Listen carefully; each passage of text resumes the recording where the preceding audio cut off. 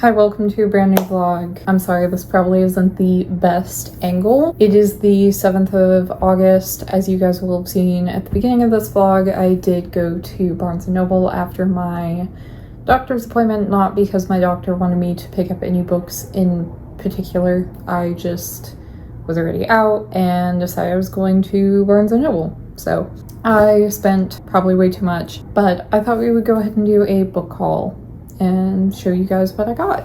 So in a lot of ways, this is kind of who am I, because normally if I do read nonfiction, I read like predominantly fiction. That's just always who I've been. And all of these are nonfiction. So I got The Body Keeps the Score by, I'm gonna butcher this, Bessel van der Kolk. I don't know how to say that last name. This is a brain, mind, and body in the healing of trauma. I have had this book on my radar for a really long time. I don't know if I've heard anyone talk about it. I feel like I have, but I couldn't like tell you anyone specifically. But again, it's been on my radar for a long time, and due to just some personal stuff lately, I feel like this book could be very beneficial. So I went ahead and picked this up. This is one reason that I went to Barnes & Noble.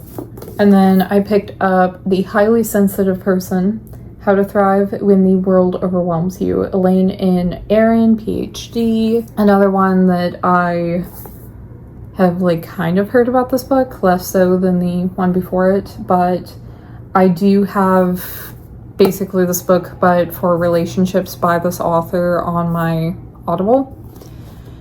And I haven't like listened to it yet, but I'm hopeful that this will help me because I am a very sensitive and like anxious person. So I really hope this will give me some tips and like pointers to help myself. And I picked up one witchy book, Witch in Darkness, Magic for Tough Times, Bad Days, and Moments of Total Catastrophe.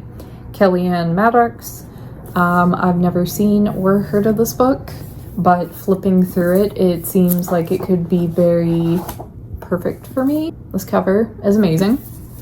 So this looks like it just kind of covers, you know, if you're going through a tough time and stuff to help you through that in a spiritual sense. It's not so much like dark magic or anything like that. So I don't know if this will be for me, but it definitely intrigued me and seemed like it could be very beneficial, so I will let you know. I got The Universe in Your Hand, A Journey Through Space, Time, and Beyond by Christopher Galford.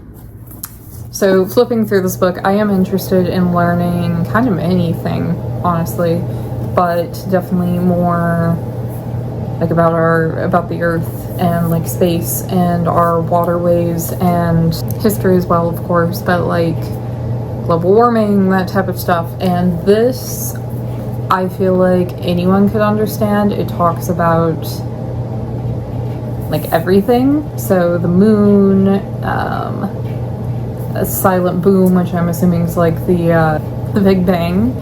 And it just makes it, if you will, in layman terms, like it makes it so simplistic that anyone could understand it. So I liked the writing style, the print is fairly big, and it's a very floppy book.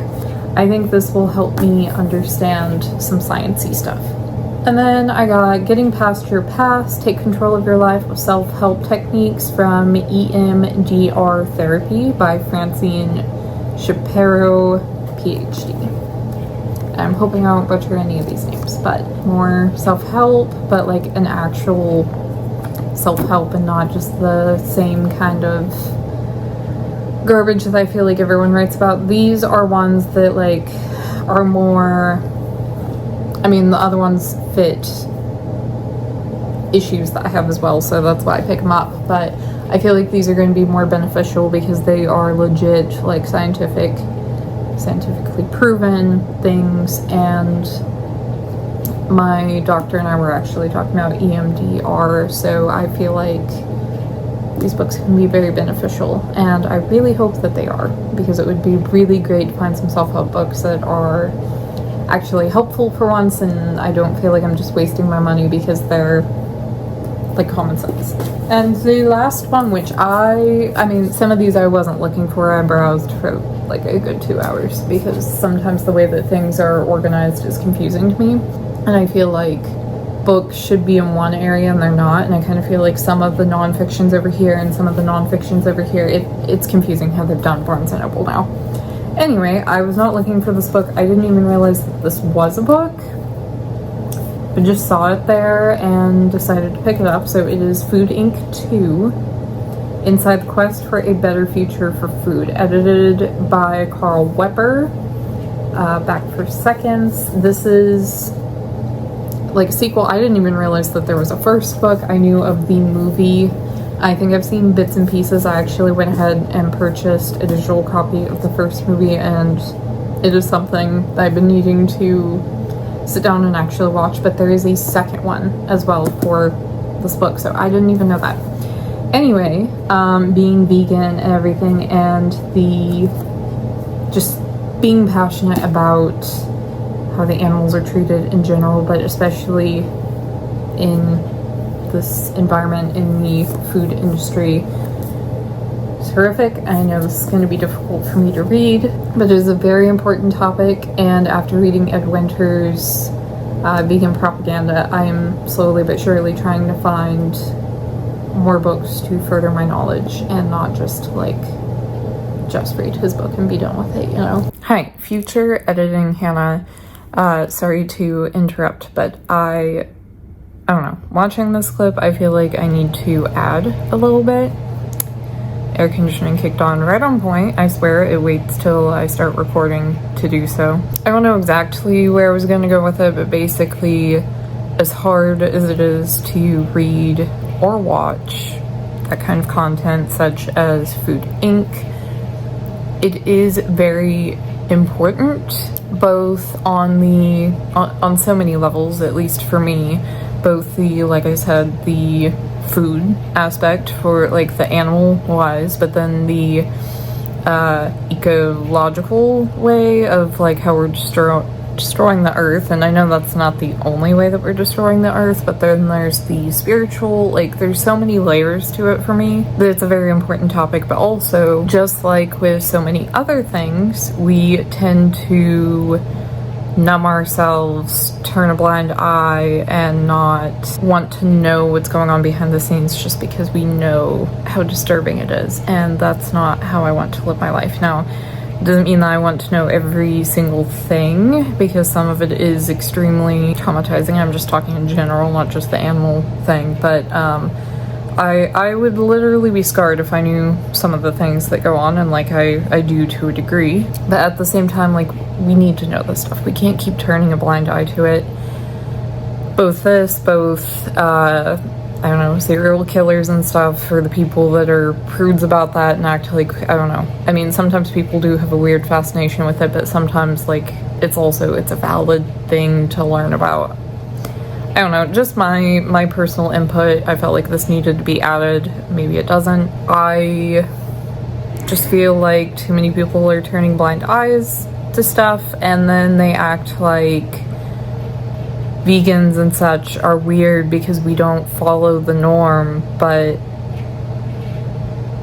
the norm is weird. And you only follow the norm because we've been brainwashed into thinking that that's normal.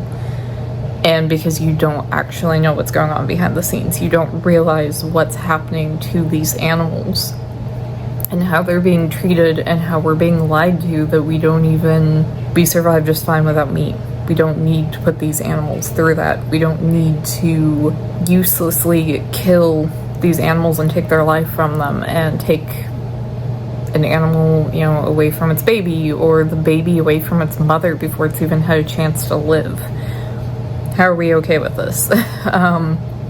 It's a whole thing. If anyone's interested in like actually hearing some of my opinions on that, I might get into that at some point. I'm already like a little worried about this turning into a longer clip, and I don't know. I don't want backlash. If you don't like this kind of content, you don't have to watch my videos, so please don't if you're gonna try and be an ass about it. It's my own personal belief, my feelings on the subject, and that is the point of my channel. Since I don't really have anyone in my life that I can talk to about this stuff, then my channel is my way to talk about the witchiness and my vegan beliefs and everything, and try and find like-minded people. So anyway, that's basically it. If you do want more videos on like more in depth on the witchy or the vegan, I would have to figure out how I want to go about it, but I would definitely be interested in talking about it. They're both technically very interconnected, so like they would probably both overlap, but it is, I don't know, it pops into my head and sometimes I think about doing it. Anyway, this is getting super long. Hopefully this made sense. Sorry for interjecting. Let's get back to the other content. I also have, I didn't pick up today, but I do over here with my unread books have a book that I've been wanting to read for years. It's like Slaughterhouse, and I don't remember the full title. It also is supposed to go into the horrors of the food industry. I'm not exactly jumping to read that book, but I will eventually. So that is my haul. I guess it's only 6 books. I don't know why I was thinking it was like 7 or 8. There are a couple that they either didn't have or being full price. I'm not gonna pay that price. I know these are kind of same difference. I could have just went ahead and went on like eBay or Book Outlet and probably found these cheaper, but I decided to go ahead and pick them up now because I want them right now. There are a few books that I'm wanting that I'm gonna look through eBay and like Book Outlet and be purchasing them. I'm not sure if I may just go ahead and jump on it because I've been wanting these books for months to like a year, or if I'm going to wait a tiny bit and I need to get through these because I don't want the prices to like fluctuate too much. But I do have lots to read, but I do want these books. So I'm not sure, but know that we might be doing another haul soon. I haven't made up my mind. I was actually doing that right before doing this clip. I was finding some of these books.